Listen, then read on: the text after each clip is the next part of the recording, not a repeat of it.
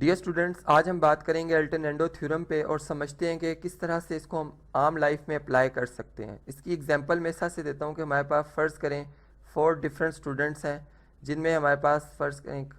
First student है आमना, ठीक है। फिर हमारे पास हैं सेकंड में अली, ठीक। इसी तरह से बिलाल हैं और लास्ट में हमारे पास जो है वो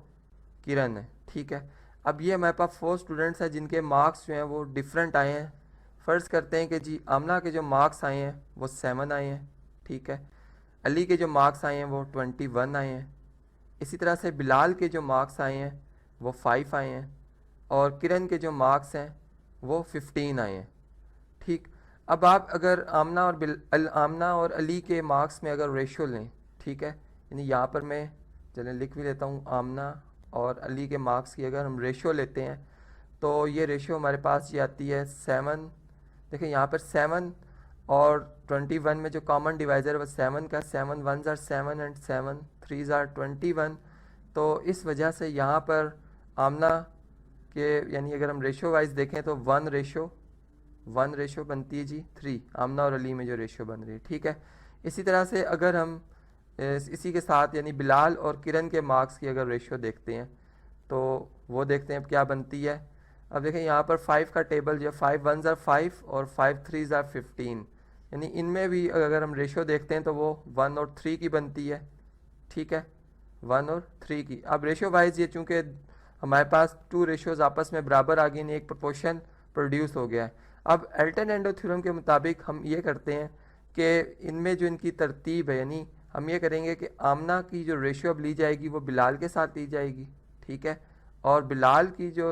अली की जो रेशियो है वो किरण के साथ ली जाएगी, यानी इनकी जो पोजीशंस है वो तब्दील कर दी जाएंगी। मीन्स जैसे आपको मैंने बताया था प्रोडक्ट ऑफ एक्सट्रीम्स, चूँकि एक्सट्रीम्स में आमना और किरण आ रहे हैं, मीन्स में हमारे पास अली और बिलाल आ रहे हैं, तो अब इनकी जो जगह हैं इनको आपस में इंटरचेंज कर दिया जाएगा और उसके बाद इनकी रेशो देखी जाएगी। तो देखते हैं जी यहाँ पर हमारे पास क्या रिज़ल्ट आता है। अब हम यहाँ पर आमना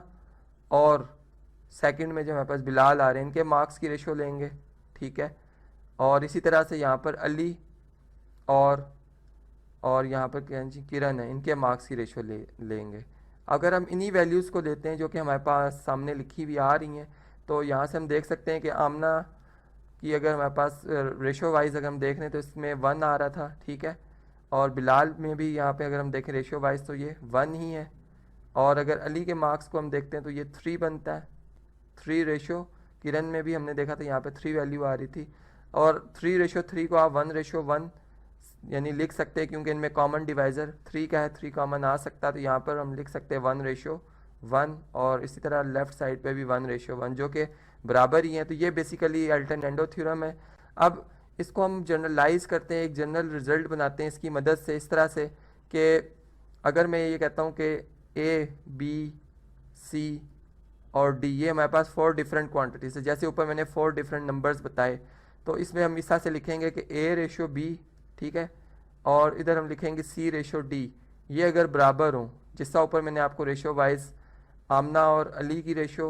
और इसी तरह से बिलाल और किरण की रेशो कहा था कि बराबर हो, ठीक है, तब अल्टरनेंडो थ्योरम जब हम अप्लाई करेंगे तो इसमें हम A:C लिखेंगे, ठीक है, और यहाँ पर हम लिखेंगे B:D।